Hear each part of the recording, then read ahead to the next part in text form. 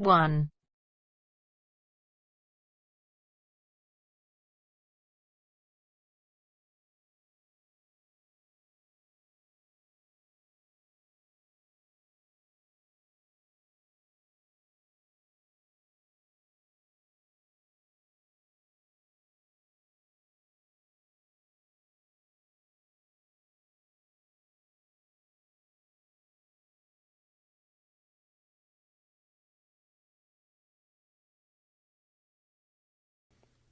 You will hear a number of different recordings, and you'll have to answer questions on what you will hear.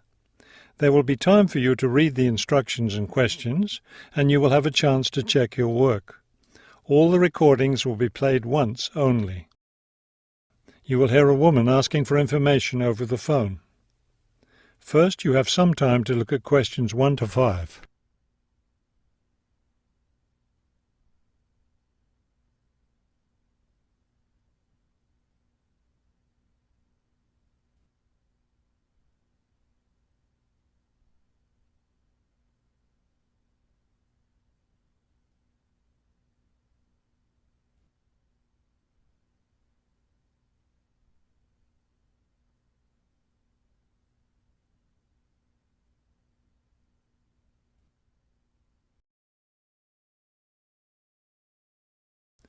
Now we shall begin. You should answer the questions as you listen, because you will not hear the recording a second time. Listen carefully and answer questions 1 to 5. Good afternoon, Plainfield Community Centre. Yes, hi. I'm new in town, and I was curious about the services the community centre has to offer. We offer a variety of recreational activities. What were you interested in particular? Well, everything, I guess. Okay, let's start with kids. I have a teenage son. What activities do you have for teens? Right now, during the school year, we have tutoring sessions for children and teens in all subjects. That would be good. He needs help with algebra. We can certainly help with that. Just have him come by any Wednesday or Saturday afternoon. That's when the tutoring sessions are scheduled. Fantastic! What about sports? Do you have sports activities for teens? We have tennis lessons on Sunday mornings for teens and Sunday afternoon for adults. I don't think my son would like that, but my husband might. For myself, I'd be more interested in yoga. Do you offer yoga classes? We do. Our yoga classes take place on Tuesday and Thursday evenings. We divide it up into several groups, so there's one class for younger children, one for teens, and one for adults. Really? I doubt my husband and son would be interested, but I'd like to sign up for yoga. I also like reading. Do you have any book clubs? We have one just about to start. The first meeting will be next Friday morning. It will focus on early 20th century novels. Too bad it's Friday morning. I think my son would enjoy it, but of course he's in school at that time. Well, actually, that book club is for adults only. We may start one up for teens next summer, but we have nothing for that age group right now. Oh well, I suppose he has enough to keep him busy for now. Now, what about fees? Do these classes and activities cost anything? Before you hear the rest of the conversation, you have some time to look at questions 6 to 10.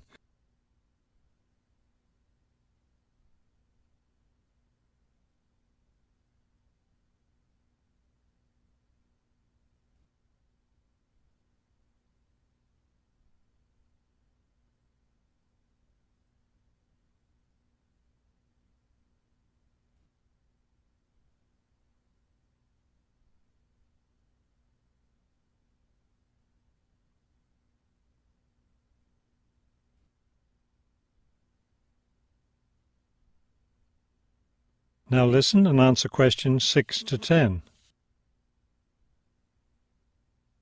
There's a small charge for non-members for each class. However, they're all free to members.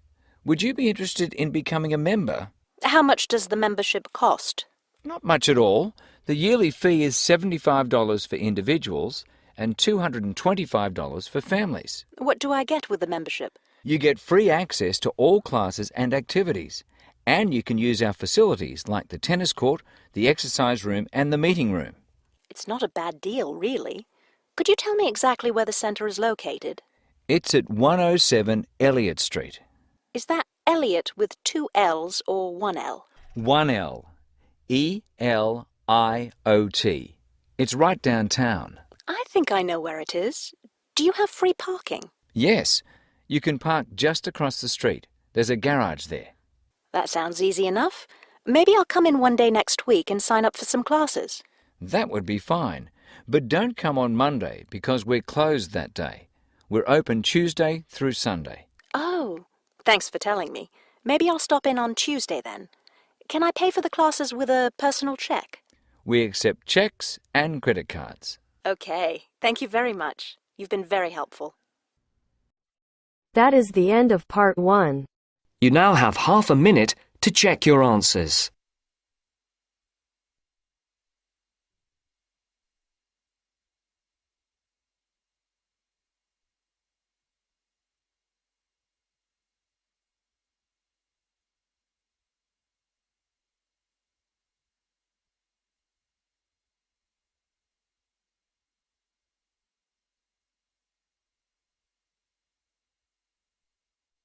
Now turns to part 2. Part 2. You will hear a hike leader giving information about an upcoming hiking trip. First, you have some time to look at questions 11 to 15.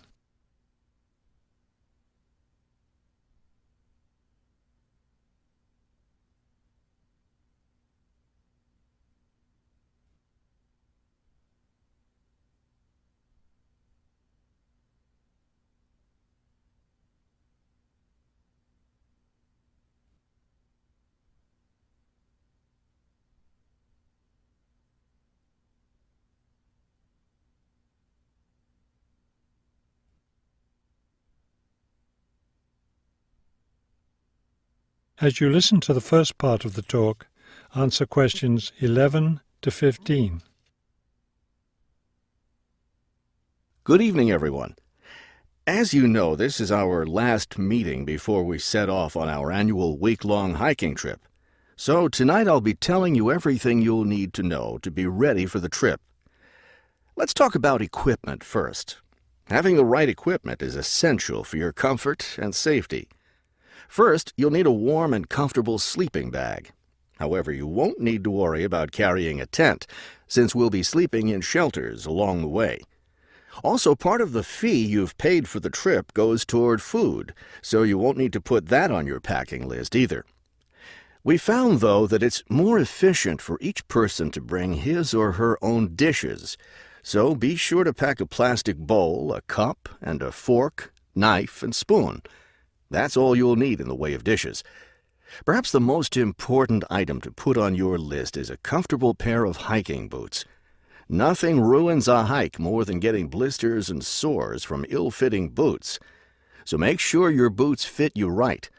Shoes and sneakers aren't adequate for the type of hiking we'll be doing. Of course, a backpack is necessary for carrying your equipment. Make sure you have one that's lightweight and comfortable to carry. Walking poles have become popular among hikers recently, but we don't recommend them. They can get in the way when too many hikers are using them at once, and some serious injuries have been caused. So it's best to leave those at home. Let's see. What else? Oh, yes. Some people have asked me about trail maps. They're available, but you really don't need them, as your hike leaders have scouted out the trail and will be guiding you along the way. And don't forget to bring a warm jacket. You may think you won't need one in this warm summer weather, but remember that evenings in the mountains can get quite cold. Is there anything else I need to tell you? Oh, yes, your guides will each be carrying a first aid kit, so that's one less thing for you to pack yourself. Remember, you'll be carrying your backpack all day, so keep your load light and don't overpack. Before you hear the rest of the talk, you have some time to look at questions 16 to 20.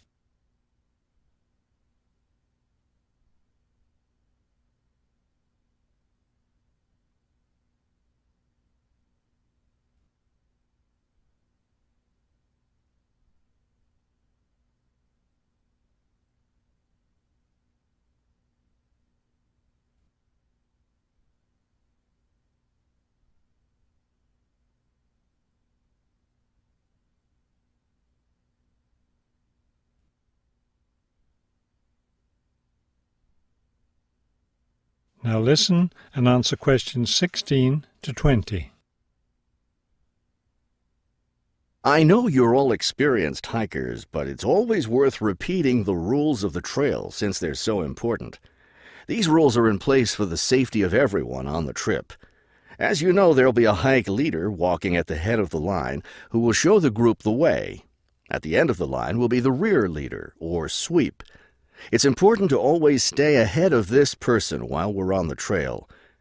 There are several different trails on the mountain where we'll be hiking, and they cross each other at some points. When you come to any intersection of trails, stop and wait for the rest of the group to catch up. This way we can be sure that no one goes off on the wrong trail. Let me emphasize here how important it is to stay on the trail.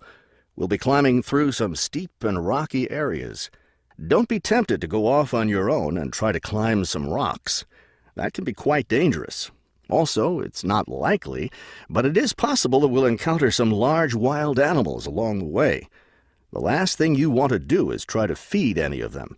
That will just encourage them to follow us, which could lead to some dangerous situations. One last thing, before we set off hiking each morning, be sure to fill up your water bottle. This is perhaps the most important safety rule. Dehydration can be a serious problem when you're out in the wilderness, so you must always be sure to carry an adequate supply of water with you. I think that covers just about everything. Are there any questions? That is the end of part 2. You now have half a minute to check your answers.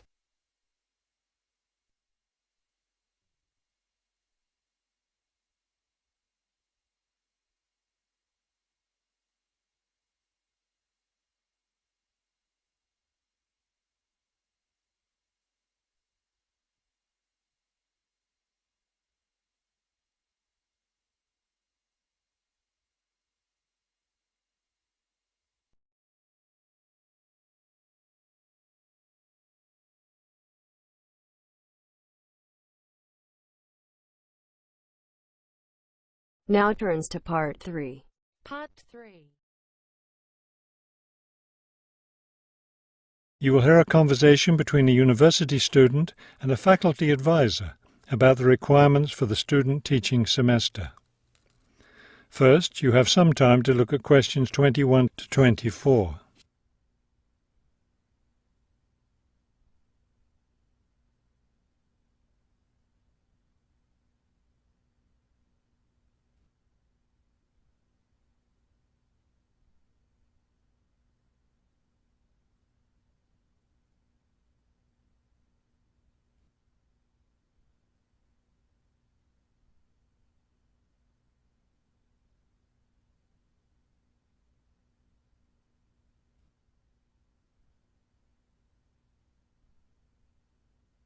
As you listen to the first part of the conversation, answer questions 21 to 24.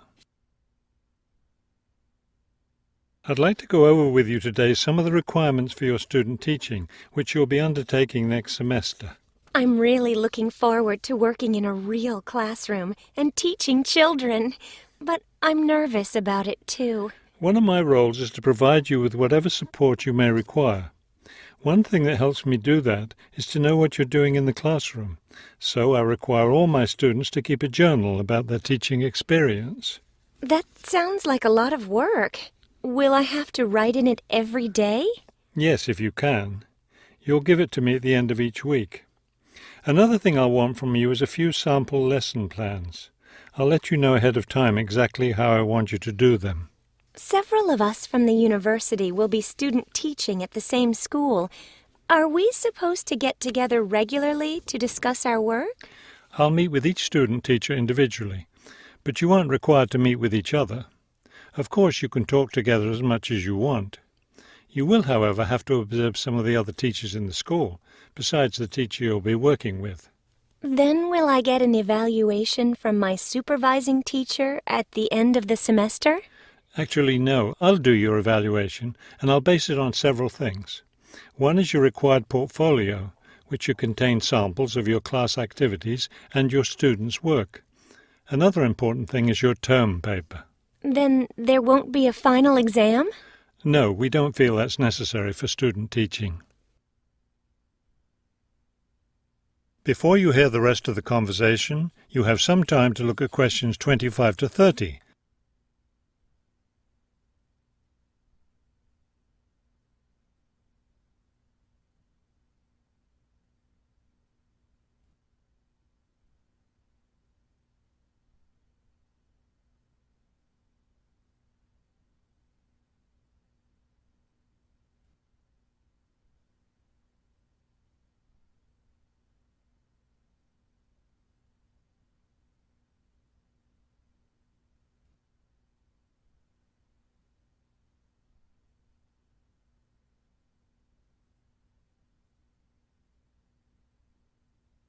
Now listen and answer questions 25 to 30.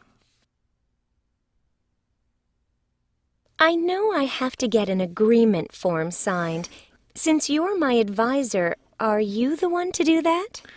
No, that form is for your supervising teacher to sign, to document that he or she agrees to have you in the classroom as a student teacher. Oh, I see. I'm concerned about the term paper I'll have to do and the evaluation process. I'm not sure I understand what I'm supposed to do. Regarding the term paper, the first thing is to choose a topic. It should be related to your teaching work. You should let me know your term paper topic by the end of the first week of the semester. Will you be observing me regularly in the classroom? Yes, and during the fourth week of the semester, we'll have our first evaluation meeting to discuss my observations. One thing I'm really looking forward to is the student-teacher conference that the university puts on every year. I'm glad you're looking forward to it. Of course, everyone in the program is required to attend. The conference takes place, let me check. Yes, the seventh week of the semester. When will I have to turn in my term paper? The term paper is due by the end of the 14th week of the semester. Then during the 15th and final week, we'll get together one last time for a semester review. Wow, it looks like I have a busy semester ahead of me.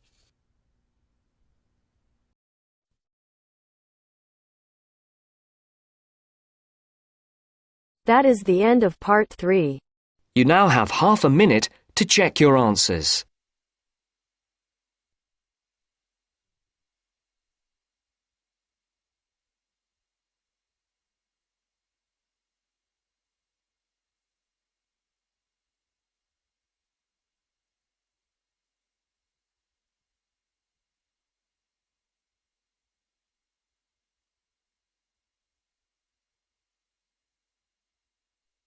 Now turns to part 4. Part 4. You will hear a lecture about customer psychology. First, you have some time to look at questions 31 to 35.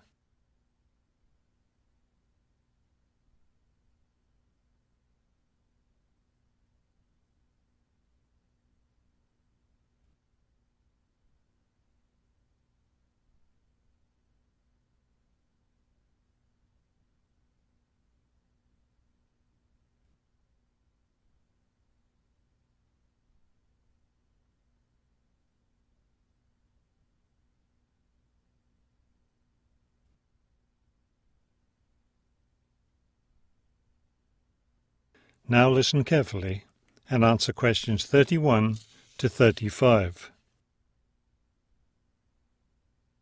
An understanding of customer psychology is an invaluable aid for retailers looking for ways to increase sales.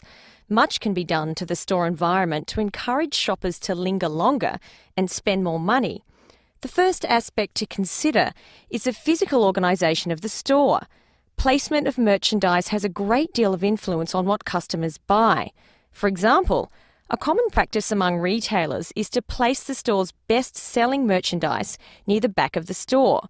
In order to get to these popular items from the front entrance, customers have to walk down aisles filled with merchandise that they might not see otherwise. Carpets are also used to direct customers through particular areas of the store. Retailers choose carpets not only for their decorative or comfort value, but also because lines or other types of patterns in the carpets can subtly guide shoppers in certain directions. Besides encouraging shoppers to go to certain areas of the store, retailers also want to keep them in the store longer. One way to do this is to provide comfortable seating throughout the store, but not too close to the doors. This gives customers a chance to rest and then continue shopping. Retailers can do a number of things to create a pleasant atmosphere in the store, thereby encouraging more purchases. Music is commonly used, not as entertainment, but as a calming influence. It can slow the customer's pace through the store, making them spend more time shopping and consequentially making more purchases. Scents are also used in various ways. Everyone has had the experience of being drawn into a bakery by the smell of fresh bread. Experiments have been done with other types of scents as well. For example, the scent of vanilla has been used to increase sales in clothing stores.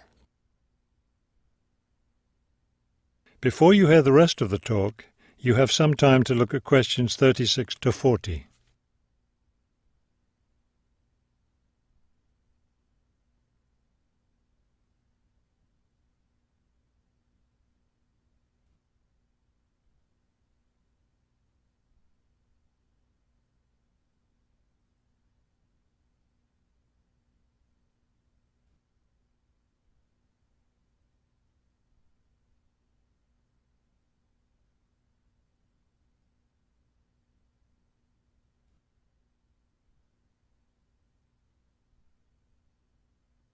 Now listen carefully and answer questions 36 to 40. Use of colour is another important aspect of store environment. Certain colours can affect behaviour as well as mood. Light purple, for example, has been found to have an interesting effect on customer behaviour. People shopping in an environment where light purple is the predominating colour seem to spend money more than shoppers in other environments. Orange is a colour that's often used in fast food restaurants. It encourages customers to leave faster, making room for the next group of diners.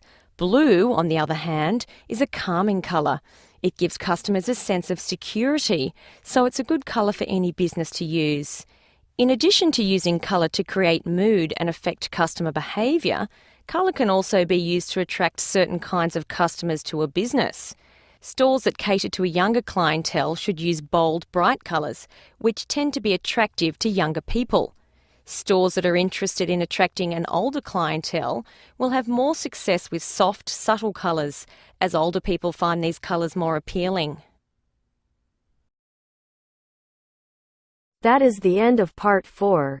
You now have half a minute to check your answers.